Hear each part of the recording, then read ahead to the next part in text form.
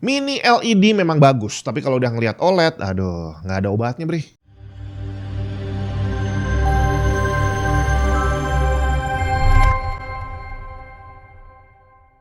Halo, saya Jun. Sepertinya teknologi monitor udah hampir mencapai puncaknya ya. Kalau di dunia PC itu transistor CPU itu semacam Moore's Law is dead kali ya. Jadi udah nggak bisa dikemana-manain lagi. Ukuran transistor diperkecil udah hampir nggak bisa dilanjutin lagi. Nambah jumlah core juga semakin sulit dilakukan kalau nggak diikuti dengan penambahan luasan penampang dari CPU-nya. Jadi akhirnya pengen core-nya lebih banyak, CPU-nya jadi lebih gede, PC-nya jadi lebih gede juga, cooler-nya juga lebih gede. Dan setelah semua itu dilakukan, peningkatan performance-nya juga nggak melulu bisa dirasakan. Seperti kebutuhan sehari-hari office dan ngegame, kalau pakai CPU 24 core kayaknya juga buang-buang uang kali ya. Nah, monitor juga kayaknya menuju ke arah yang sama. Ada 3 hal yang dijadikan acuan sebuah monitor ini bagus atau enggak. Response time, kualitas warna, dan refresh rate. Dimana selama ini perkembangannya kelihatan semakin lama semakin bagus gitu ya. Tapi begitu muncul OLED, kayak udah mentok gitu. Nggak bisa diapa-apain lagi, Bre. OLED, teknologi ultimate untuk monitor saat ini. Dari color gamut udah lebih besar dari DCI P3 dan Adobe RGB. Di mana sebagian besar orang belum butuh itu. sRGB masih menjadi standar yang paling banyak digunakan di dunia digital. Udah gitu response time-nya bener-bener udah 0 milisecond. Mau dikemanain lagi? Masa ya dibikin minus, belum dipencet udah gerak sendiri gambarnya?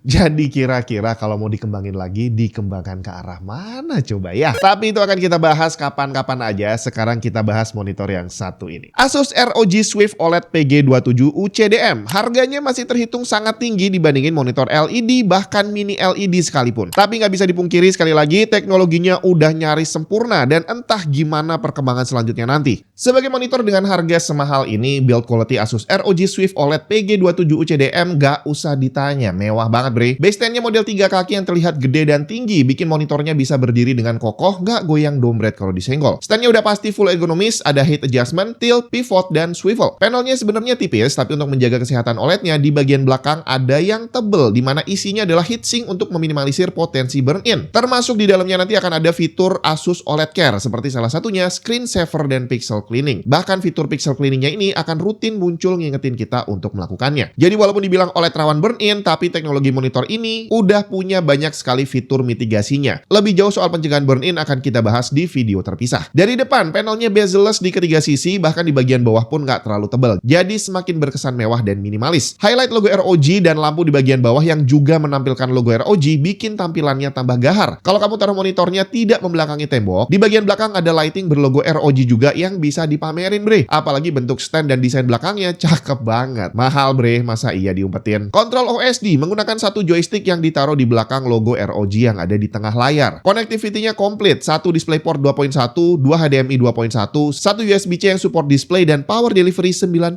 watt. Bisa dipakai langsung untuk second display laptop sekaligus ngecas. Kemudian ada earphone jack dan 3 USB-A 5 GB per second. Untuk spesifikasi, berukuran 27 inci dengan viewing area 26,5 inci. Resolusi maksimum 3840x2160 dengan refresh rate maksimum 240 Hz dan response time 0,03 milisecond. Color space maksimum 99% DCI P3 atau setara 145% sRGB. Color accuracy diklaim under 2 delta E dan ada calibration report langsung di OSD-nya. Panelnya QD OLED yang bikin gambar yang ditampilkan terlihat bening banget. Untuk fitur Asus OLED Care, tadi soal pixel cleaning udah saya singgung. Terus ada satu lagi fitur keren lainnya, Neo Proximity Sensor. Fitur ini akan bisa otomatis mematikan layar kalau dia mendeteksi kita tidak sedang ada di depan layar. Kita bisa atur sendiri berapa jarak deteksinya dan berapa lama waktu sebelum dia mematikan layarnya. Selain itu ada fitur Screen Move, di mana diam-diam tanpa kita sadari monitornya akan menggeser posisi pixel secara rutin karena burn-in bisa terjadi kalau pixelnya terus-terusan menampilkan warna yang sama. Jadi harusnya potensi burn-in-nya bisa diminimalisir. Sekarang kita lihat performance-nya. Kualitas gambar nggak usah ditanya. Kalau kamu habis pakai monitor LED biasa terus langsung lihat ke OLED, nggak mau balik lagi, Bre. Singkatnya gitu aja sih ya. Nggak bisa dibohongin, hitamnya pekat banget karena memang pixelnya nggak nyala. Dan ini membuat bukan hanya kontrasnya yang sangat terasa, tapi kontras rasionya juga jadi bagus banget.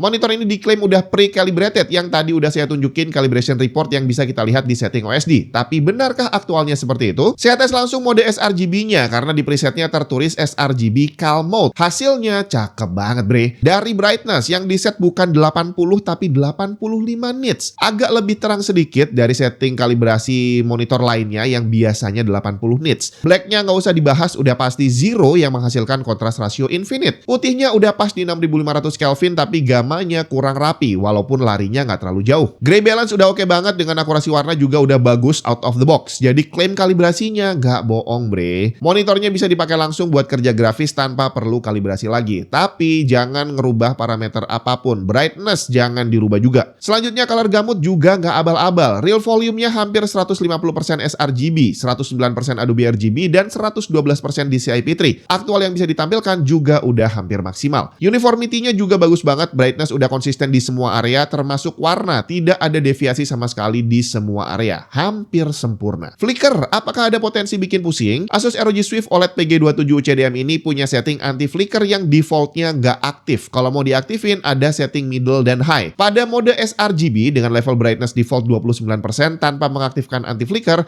terukur deviasi terang gelapnya mencapai 612%. Ini kurang lebih sama dengan deviasi monitor LED yang ada mode MPRT aktif. Tapi kondisi ini masih sangat aman karena frekuensinya cukup tinggi, mengikuti refresh rate maksimum 240 Hz. Mengaktifkan anti flicker ke middle jadi lebih baik lagi. Deviasinya turun jadi 550% dengan frekuensi yang masih sama. Jadi monitor ini sah disebut anti flicker walaupun modenya tidak diaktifkan sekalipun. Tapi hati-hati, pastikan refresh rate-nya kamu set di 240 Hz. Kalau kamu nggak ngecek dan ternyata dia jalan 100 Hz atau lebih rendah, monitor ini bisa memicu mual dan pusing buat yang sensitif. Kita coba lihat, pada refresh rate 100 Hz deviasinya 350%. Ini nggak akan jadi soal kalau frekuensinya tinggi, tapi karena refresh rate-nya 100 Hz, maka frekuensi flickernya juga 100 kali per detik. Dan ini terlalu rendah untuk deviasi flicker setinggi itu. Jadi sekali lagi, pastikan refresh rate-nya jalan 240 Hz. Terakhir yang paling sempurna dari monitor ini, response time. Nggak ada setting overdrive karena nggak perlu. Monitor ini by default, responsnya udah 0 milisecond baik tercepat maupun average-nya. Tanpa syarat apapun, gambar bergerak yang muncul bebas gangguan bayangan. Munculnya kayak gini nih. Bening banget kayak gambar yang sedang berhenti, bre.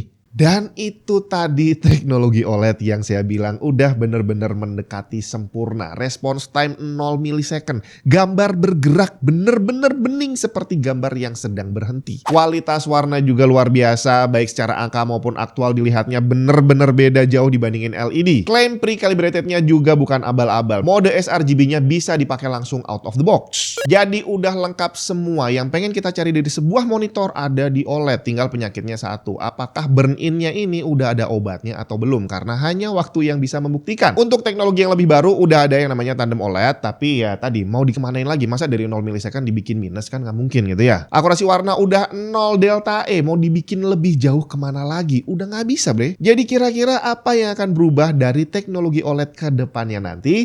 Kita bahas kapan-kapan. Tapi sementara itu kalau memang kamu udah punya duit dan nggak sabar pengen ngeliatin OLED, langsung klik aja linknya ada di bawah video ini.